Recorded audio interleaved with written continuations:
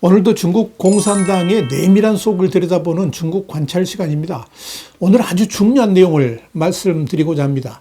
지난 5월 20일 허난성의 로양, 그러니까 낙양을 방문한 이후에 6월 3일까지 공식 석상에서 사라졌던 시진핑 중국 국가주석이 4일 돌연 러시아의 동맹국인 벨라루스의 알렉산더 루카센코 대통령의 중국 방문을 맞아서 중란 하이에서 회담을 가졌습니다. 그러면서 대외에 건재를 과시했는데요. 문제는 이 루카센코 대통령의 중국 방문과 관련해서 미스터리한 점이 여러 발견되었다는 겁니다. 그래서 지금 시진핑의 시간도 끝을 향해 가고 있는 것이 아닌가, 이런 짐작을 하게 됩니다. 와이타임스가 이 문제를 깊숙이 파헤쳐 보겠습니다. 지금 시작합니다.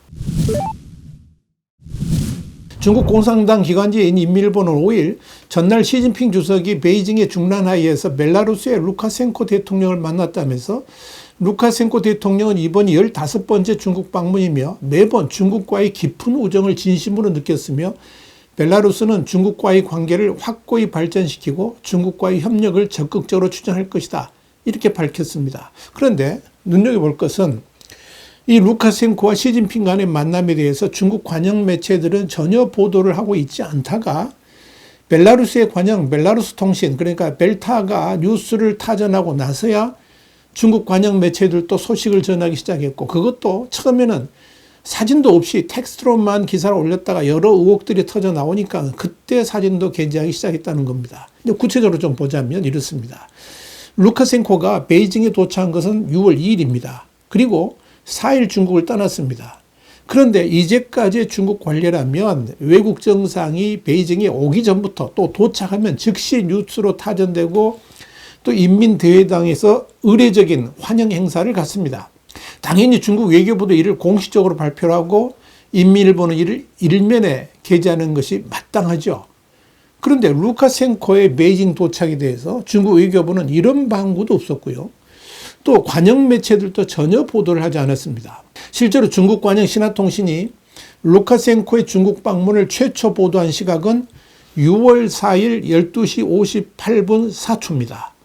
루카센코가 베이징을 방문한 지 이틀이나 지난 시간이었습니다. 왜 이틀간 베이징이 체류하고 있었는데 아무런 보도가 없었을까요? 이날 신화통신의 보도 내용은 오전 시진핑 주석이 벨라루스의 루카센코 대통령을 만났다, 이런 짤막한 내용입니다. 이날 보도에는 사진이 첨부되지 않았습니다. 그러다가 뉴스의 신빙성에 대한 문제들이 불거지니까 2시간 후인 오후 3시에 비로소 신화통신은 추가로 사진을 공개했습니다. 신화통신만 그런 게 아닙니다. 인민일보의 인터넷망인 인민망이나 CCTV도 5일 안치까지는 사진을 게재하지 않다가 오후에 들어서야 비로소 사진을 올렸습니다. 그리고 중국 관영 언론의 보도 시간도 관례와는 다르게 이례적으로 늦었습니다.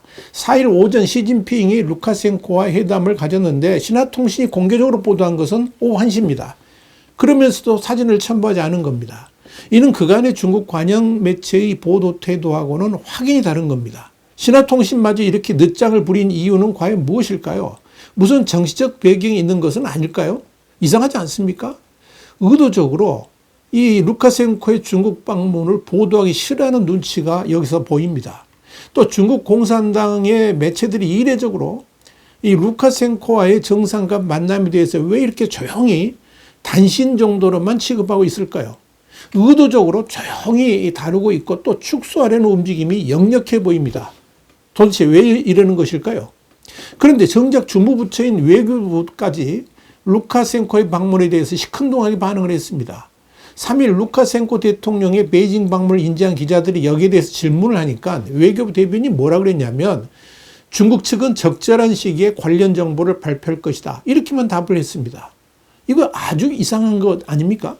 이상한 일은 또 있습니다. 신화통신 보도에 따르면 6월 4일 오전 시진핑은 중란하이에서 벨라루스 대통령 루카센코와 회담을 가졌습니다. 그러나 보도에는 회담을 중란하이에 어디서 했는지 구체적인 장소가 명시되지 않았습니다.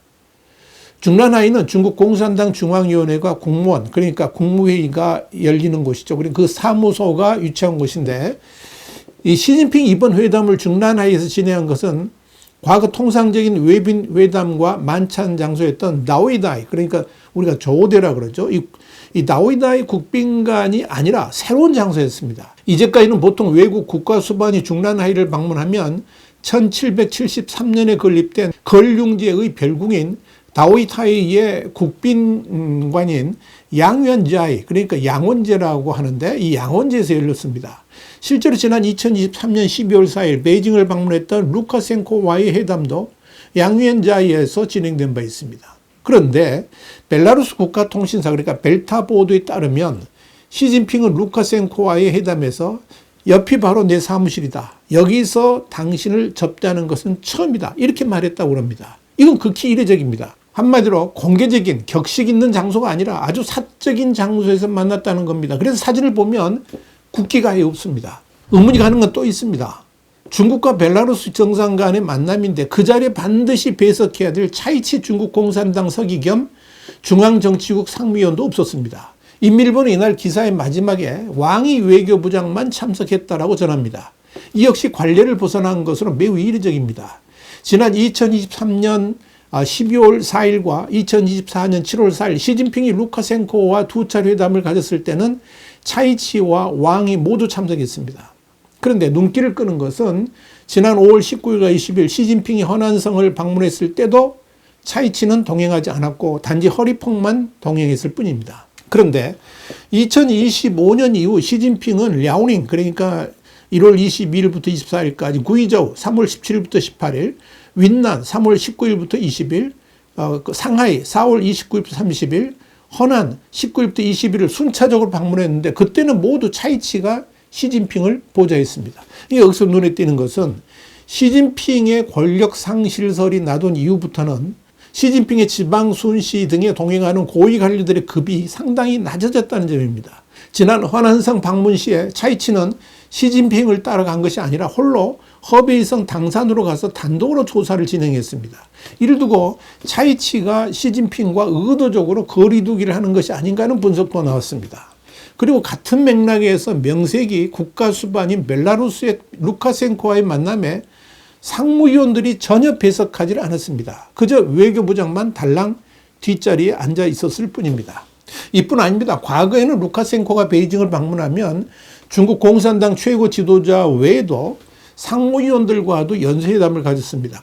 예를 들어서 2023년 3월 초에 루카센코는 베이징에서 시진핑 주석 외에도 당시 중국 국무총리였던 리커창, 당시 전국인민대표대회 상무위원장이었던 리잔소하고도 차례로 회담을 가졌습니다. 그러나 이번 방문에서는 리창 총리는 아예 얼굴도 보이질 않았습니다. 이런 분위기는 지금 중국 지도부가 매우 비상식적 상황임을 여실히 보여주고 있는 것입니다. 더더욱 의아한 것은 중국과 벨라루스 관계는 시진핑 주석도 말했지만 사실상 반미를 기치로 중국 공산당이 구축한 운명 공동체입니다. 그런데 그런 나라의 국가 원수가 방문을 했는데 아무런 성과가 눈에 보이지 않습니다. 심지어 무슨 협력 문서라든지 양해 각서조차도 전혀 없습니다. 공동성명 없습니다.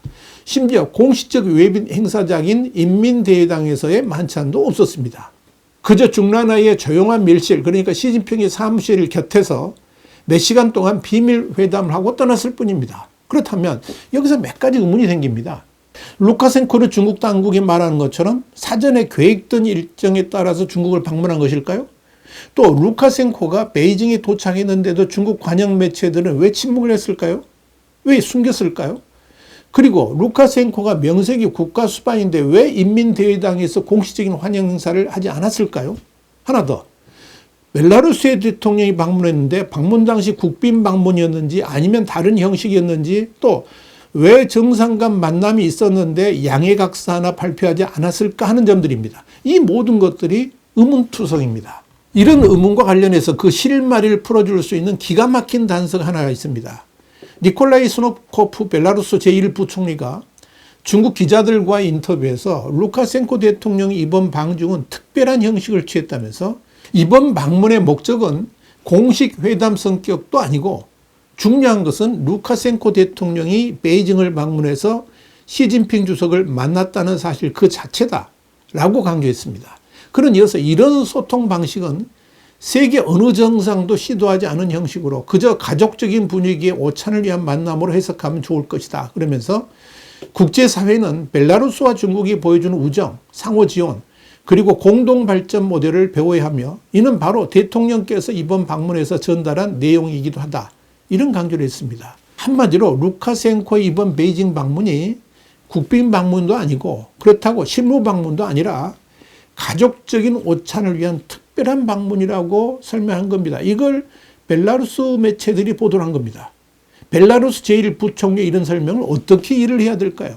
특히 시진핑의 권력 이상설이 베이징 정가를 뒤덮고 있는 상황에서 15일 넘게 두문불출하던 시진핑을 루카센코가 불시에 찾아와서 그것도 이틀이나 기다리게 만들어 놓고 그래서 만난 거 아닙니까?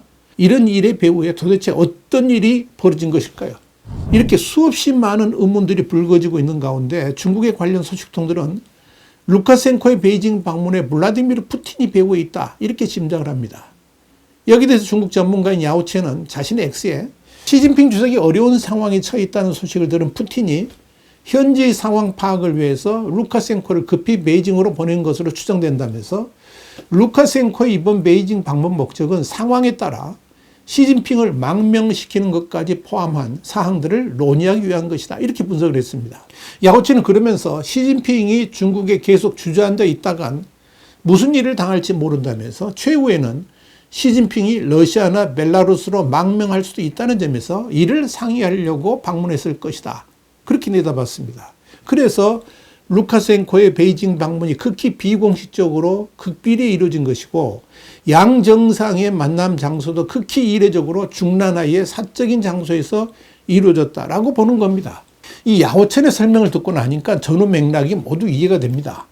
물론 지금 베이징에서 벌어지고 있는 이 그야말로 특이한 일들의 진실에 대해서 정확하게 알 길은 없습니다.